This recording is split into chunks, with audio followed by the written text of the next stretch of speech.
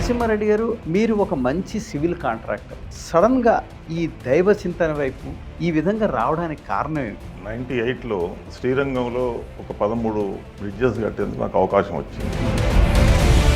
మేడారంది ఒక టెండర్ పడ్డది అప్పుడు. దాన్ని ఒక 35 రోజుల్లో కంప్లీట్ చేసేసి నక్సలైట్లు తోటి గొడవపడి ఒక 1000 ఏళ్ల కింది చరిత్ర కాబట్టి జయస్వామి గారు కూడా వారికి కూడా చాలా అద్భుతమైన ఊర్లోనే అన్నారు దాంట్లో గుప్త నిధులు ఉన్నాయి, అందుకే ఆయన తవ్వుతున్నాడు, ఇంకేదో అయ్యేది.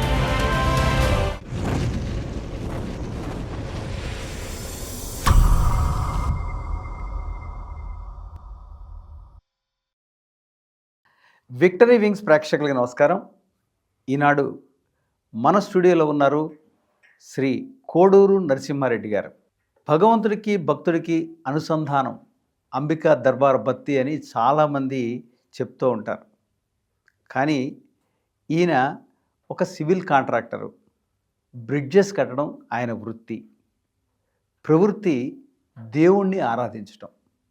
అందుకేనేమో ఆ భక్తుల్ని భగవంతుడి దగ్గరికి సునాయాసంగా తీసుకువెళ్ళడం కోసం వారధులు కడుతూ ఉంటారు. బ్రిడ్జి అంటే వారధి కదా, ఈయన ఒక వారధిగా దానికి ఉపయోగపడుతూ ఉంటారు.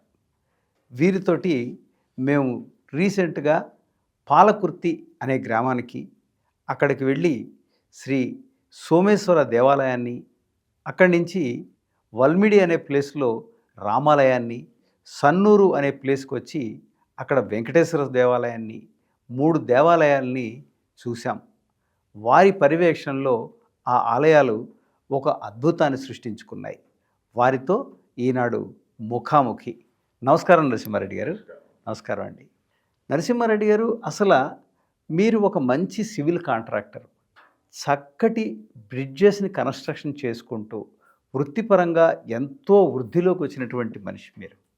అటువంటి దాని నుంచి మీరు సడన్గా ఈ దైవ చింతన వైపు, దైవారాధన వైపు, భక్తులకి సకల సౌకర్యాలు కల్పించాలి ఆ భగవంతుడి దగ్గర అనేటువంటి ధ్యేయంతో ఈ విధంగా రావడానికి కారణం ఏమిటి మీకు? 98లో శ్రీరంగంలో ఒక 13 బ్రిడ్జెస్ కట్టేందుకు నాకు అవకాశం వచ్చింది. నా పేరున ఎలిజిబిలిటీ లేకున్నా వేరే అతని పేర్లు వేసేసి అవకాశాన్ని నేను వినియోగించుకున్నా. అది శ్రీరంగానికి 3 పక్కల 3 జిల్లాలు ఉంటాయి. 3 జిల్లాల నుంచి కూడా మధ్య అన్ని కావేరీ బెల్ట్లో మొత్తం అన్ని టీచ్ చేసేసి శ్రీరంగానికి దారి ఏర్పరిచిన అట్లా భగవంతుడు నన్ను నాకు కూడా కొద్దిగా ఉండే మా ప్రాంతంలో టెంపుల్స్ అన్ని కూడా డెవలప్ చేద్దాం అనేది అప్పటి నుంచి నాకు ఒక ఆలోచన ఉండే. అది అయిపోయినాక నేను వరంగల్కి వచ్చినప్పుడు మాకు మేడారంది ఒక టెండర్ పడ్డది అప్పుడు. ఓకే అండి. జంపనవాగు మీద ఒక బ్రిడ్జ్. అవునండి.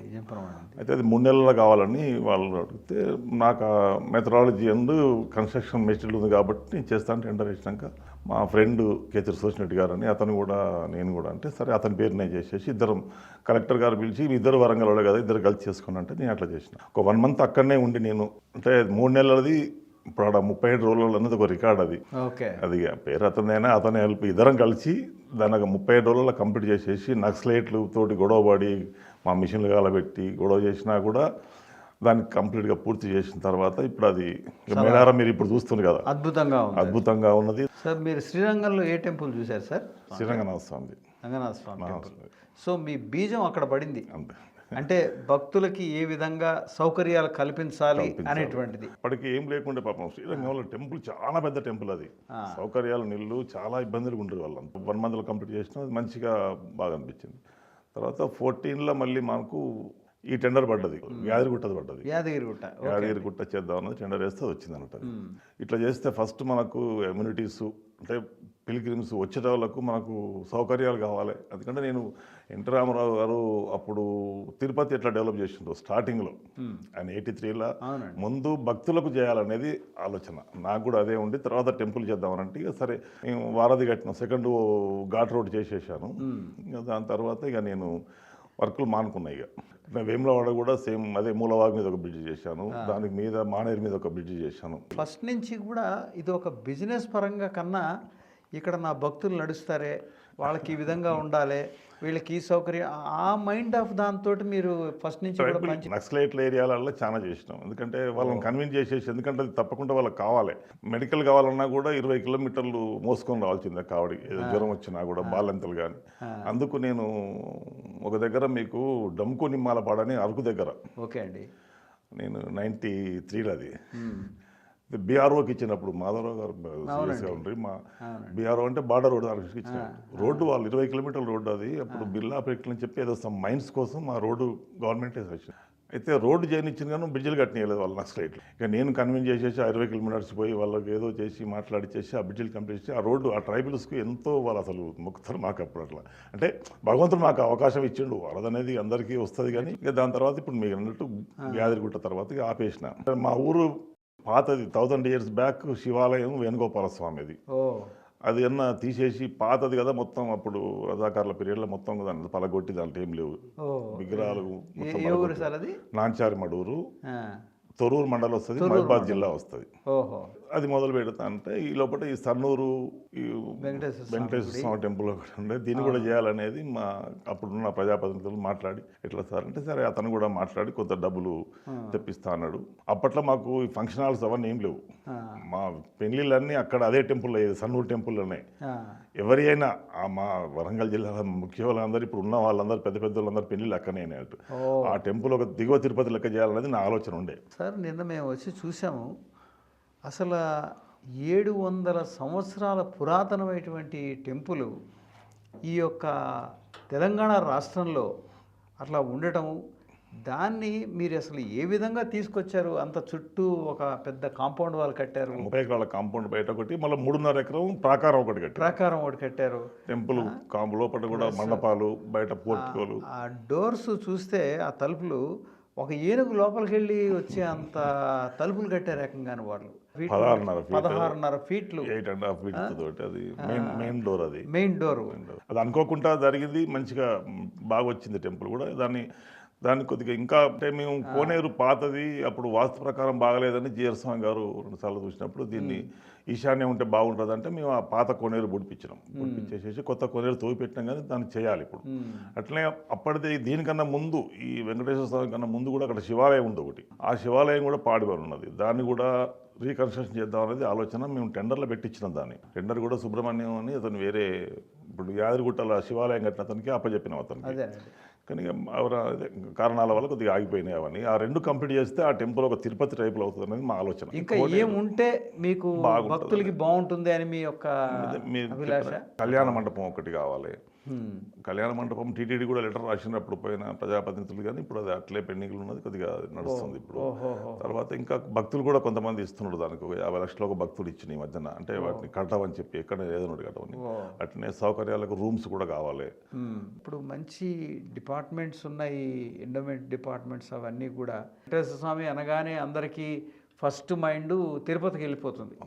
అదేవిధంగా అనేక వసతులతోటి ఇక్కడ కూడా మనం చేస్తున్నామంటే ప్రతివాడికి తిరుపతి వెళ్ళే అంత స్తోమత ఉన్నా లేకపోయినా మన తెలంగాణ ప్రజలు కూడా దీన్ని చూసి చాలా ఆనందించేటువంటి విషయం చాలా ఉంది.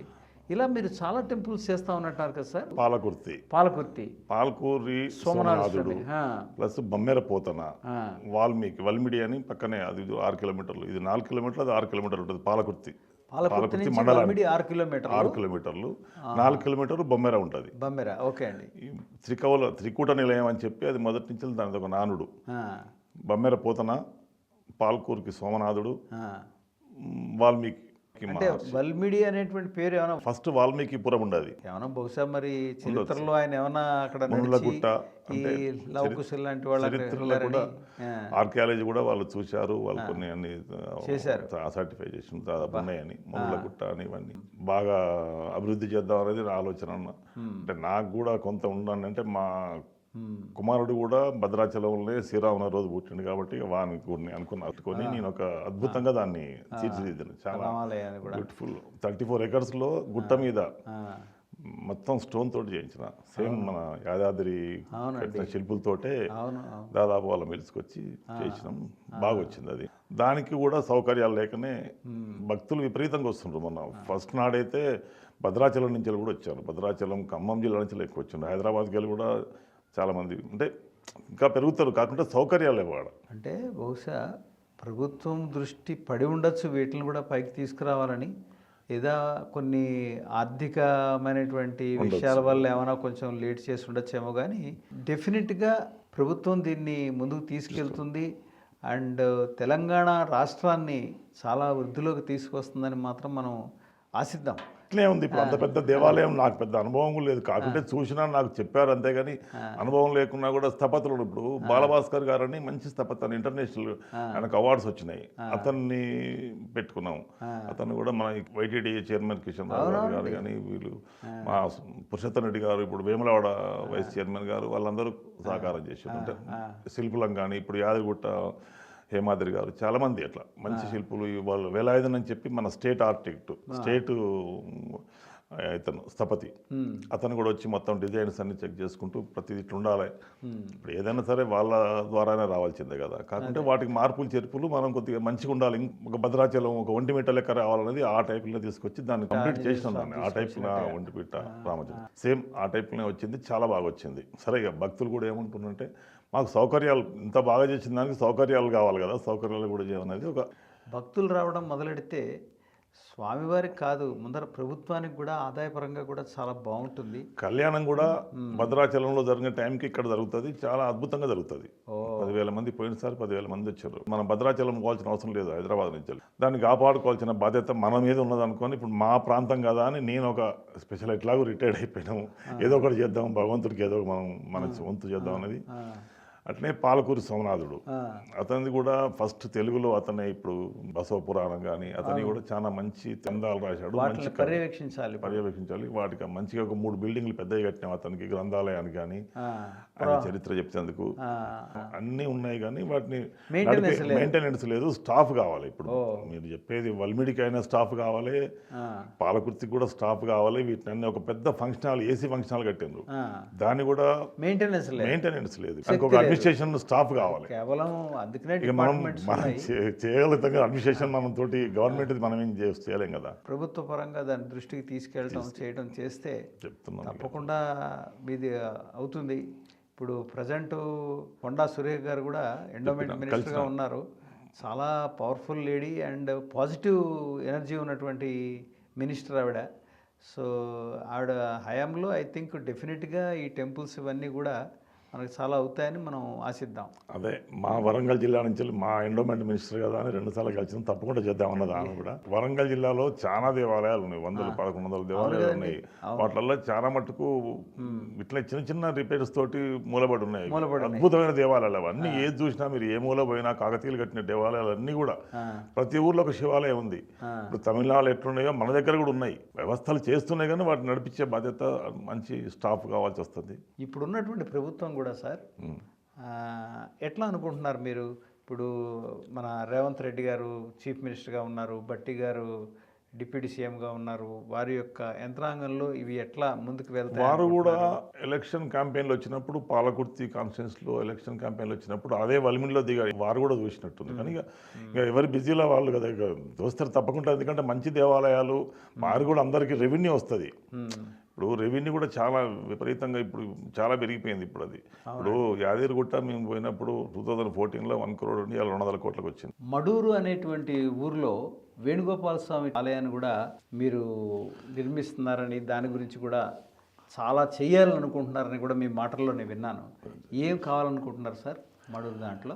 మడూరు ఇప్పుడు గూగుల్లో మాత్రం అది 1000 ఏళ్ళ చరిత్ర, 1000 ఏళ్ళ ముందరదని చెప్పి గూగుల్నే ఉందంట. అది నాంచార్ మడూరు చరిత్ర, నాంచార్ అని చెప్పి ఒకటి దాని ఒక పెద్ద స్టోరీ ఉంది. ఎట్లా పొందుపరిచిండ్రు ఆ విలేజ్ అనే దాని మీద, ఎట్లా దేవాలయాలు ఎట్లా కట్టిండ్రు, ఏం చేసిండ్రు, దానికి ముందు ఎట్లుండే ఇవన్నీ. దాన్ని చూసి నేను కూడా అరే ఇది ఎంత మొత్తం శిథిలమైపోయింది కదా, దీన్ని మళ్ళీ పునర్నిర్మించాలనేది చూసిన. ముందు అనుకున్నా ఒక 1 crore అయిపోద్ది అనుకున్నా. అప్పుడున్న ప్రజాప్రతినిధులను అడిగితే సరే నువ్వు చేసే ఇస్తా అని చెప్పిండ్రు. అది మొదలుపెట్టి లాస్ట్కి అయిపోయే వరకు 3.5 crores అయింది. మొత్తం స్టోన్స్ తోటి పాతది అప్పుడు ఎట్లున్నాయో అనేది మొత్తం సెర్చ్ చేసి నేను అదే దేవాలయం ఏం ఒక ఇంచు కూడా ఎక్కడ ఏం జరపకుండా అప్పుడు ఎట్లుండాలో దేవాలయం అట్లా కట్టించేసిన. ఒకటి వేణుగోపాల స్వామి, ఒకటి శివాలయం, ఒకటి శివకేశవులు. అద్భుతంగా ఉన్నది. అది మనకు ముఖ్యంగా కావాల్సింది ఏంటి, ధూపదీప నైవేద్యాలకు అయ్యగారికి ఒక వసతికి ఉండాలి. ఆ వసతి ఇప్పుడు మొదలుపెట్టిన చేస్తున్నాం అది కూడా. ఓ ఇక అప్పుడు అనుకున్నాం గవర్నమెంట్ నుంచి వెళ్ళి అప్పుడు అంతే సపోర్ట్ పెద్దగా రాలేదు. నేను మొత్తం కంప్లీట్ చేసిన. ఒక 1000 ఏళ్ల కింది చరిత్ర కాబట్టి జిఆర్ స్వామి గారు కూడా వారికి కూడా పెంచితే చాలా అద్భుతం అయినా చాలా ఇప్పుడు కొత్త దేవాలయాల కన్నా మీరు పాత చేయడం చాలా సంతోషం మాకు. మరి మంచి కార్యక్రమాలు చేద్దామని పురోవృద్ధిలోకి తీసుకొద్దాం అనుకున్నప్పుడు కూడా చాలా మంది లాగుతారు మామూలుగా వెనక్కి వస్తూ ఉంటారు. మరి అలాంటి వాటి నుంచి మీరు ఎలాగా పైకి తీసుకొద్దాం? ఊర్లోనే అన్నారు ఇతనికి ఏదో దాంట్లో గుప్త నిధులు ఉన్నాయి అందుకే ఆయన తవ్వుతున్నాడు, ఇంకేదో ఏదో సొంతంగా లేకుంటే ఇన్ని కోట్లు ఖర్చు పెట్టి ఎందుకు దేవాలయాలు కడుతున్నాడు ఈయనకి సొంతంగా లేకుంటే. వాళ్ళ ముంగటినే వాళ్ళ ఊరోళ్ళలో పిలిపించే మొత్తం క్లీన్ చేయించేసేసి ఫౌండేషన్స్ నుంచి మొదలు పెడితే వాళ్ళ దగ్గరనే ఉంచి చేయించిన మొత్తం పని. నేను ఎప్పుడో మంత్రి 2-3 సార్లు పోయి వచ్చేది కాబట్టి వర్కర్స్ ముందు చేసేది. ఒక శిఖరం మిగిలినవన్నీ మాత్రం నేను కొద్దిగా బాగుండాలనేది నేను. అయిపోయినాక భక్తులు చాలా విపర్యాసం అందరూ కూడా లేచి దండం పెట్టుకుంటే మాకు ఇంత గొప్పగా చేశారు కదా మీరు, మీకు ఎన్ని రోజులు చేసినా మాకు రుణం తీరది, ఇంత మంచి దేవాలయాలు మీరు మాకు కట్టించారు మా ఊరు.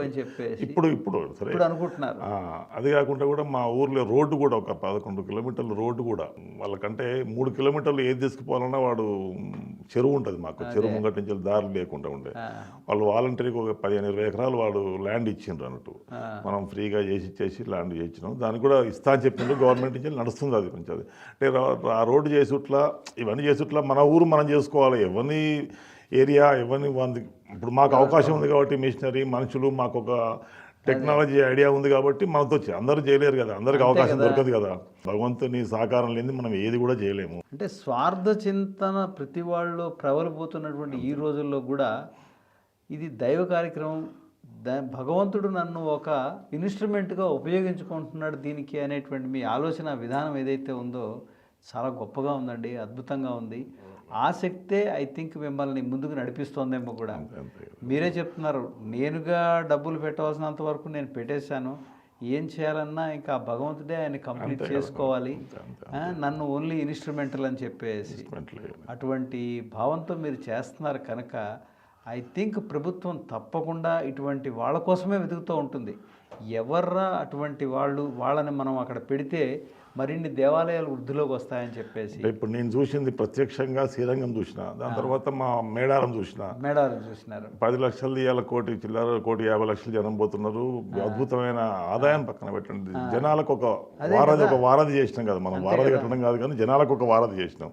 అట్లనే గుట్ట కూడా సెకండ్ కార్డ్ కూడా చేస్తేనే మనం ఆ టెంపుల్ కట్టిండ్రు ఆయన. అదొక వారదే. సరే నేను చేసింది ఏం ఉండకపోవచ్చు కానీ ఒక వారధి అయితే కట్టి టెంపుల్ అయితే డెవలప్మెంట్కి మన వంతు సహకారం తీసుకుంటూ భగవంతుడు అనుకుంటాను. కానీ నేనేం దాని మీద వేరే అనుకుంటలేము. టూరిజాన్ని డెవలప్ చేశారు. టూరిజం ఇవ్వాలి, అది కూడా ₹1 ఉన్న ఆదాయం ఇవాళ ఎంతో కొంత ఆదాయం కాకుండా కూడా భక్తులకు ఎంతో తిరుపతి చేయాలనేది ఇప్పుడు తపన అందరికి వచ్చింది కదా ఇప్పుడు. ధనమూలం మిదం జగత్. ఆ ధనం ఉంటేనే ప్రభుత్వం కూడా రన్ అవుతుంది కదా, అది కూడా ఉండాలి. అద్భుతంగా చేసారు. చాలా మన కళ్ళెదురుగా ఉన్నాయి ఈ రెండు. తర్వాత పాలకుర్తి కూడా, అది కూడా మేము పోయేటప్పటికి 3 years బ్యాక్ ఏం లేదు. ఇవాళ అద్భుతంగా దానికి ఒక ఆదాయం భక్తులు విపరీతంగా వస్తుంది. నేను మొన్న కార్తీక మాసం లాస్ట్ రోజు కొన్ని వేల మంది అసలు జ్యోతి వెలిగిస్తున్నారు. మన దగ్గర సౌత్లో 3 ఉన్నాయి జ్యోతులు. ఒకటి శబరిమలై, 2 అన్నామలై, తర్వాత 3వది పాలకుర్తే. విపరీతమైన జనం అసలు కొన్ని వేల మంది. అంతకుముందు నేను ఫస్ట్ పోయినప్పుడు అంతా 150 మంది లేని వాళ్ళు ఇలా కొన్ని వేల మంది చూశారు. మాకెంత ఆనందం అంటే అరే మనం ఒక మంచి కార్యక్రమం చేసాం కదా, చేసిన కార్యక్రమానికి ఫలితం వస్తుంది. అంతా ఇప్పుడు ఆ ముంగట అంతా చేసేసి ఎదురుగా కూడా అంటే వాళ్ళు చేసే ప్లేస్ కూడా అంతా మనం ఒక పెద్దగా చేసినాం దాన్ని. మీరుగా కోరుకునేది నా ఉద్దేశంలో ఒకటి వసతి సౌకర్యాలు మంచిగా కల్పించాలని, రెండవది అక్కడికి రవాణా సౌకర్యాలు కూడా చక్కగా చేయాలంటే రోడ్లు, ట్రాన్స్పోర్ట్ 2 కూడా. అండ్ ఈ 2 ఎప్పుడైతే ఉన్నాయో ఆ టెంపుల్స్ వాటిలంతటా అవే వాటి ఓన్ ఫండ్స్ని ఆ భగవంతుడే జనరేట్ చేసుకుంటాడండి. ప్లస్ అక్కడ పర్యవేక్షించేటువంటి అధికారం ప్రైవేట్ వ్యక్తుల్లో ఎవరికైనా ఒకళ్ళని పెడితే అది మరింత వృద్ధిలోకి వస్తుందని మీ యొక్క కోరిక. మీ కోరిక తప్పకుండా ఫలిస్తుంది. మరిన్ని మంచి విషయాలతో మరొక వీడియోలో మీతో కలుద్దాం. అంతవరకు సెలవు. మీ ఫణీంద్ర గోటేటి. నమస్కారం అండి. నమస్కారం సార్. మీకు ఈ వీడియో నచ్చినట్లయితే లైక్ చేయండి, షేర్ చేయండి, సబ్స్క్రైబ్ చేయండి. చివర్లో గంట కొట్టడం మర్చిపోకండి.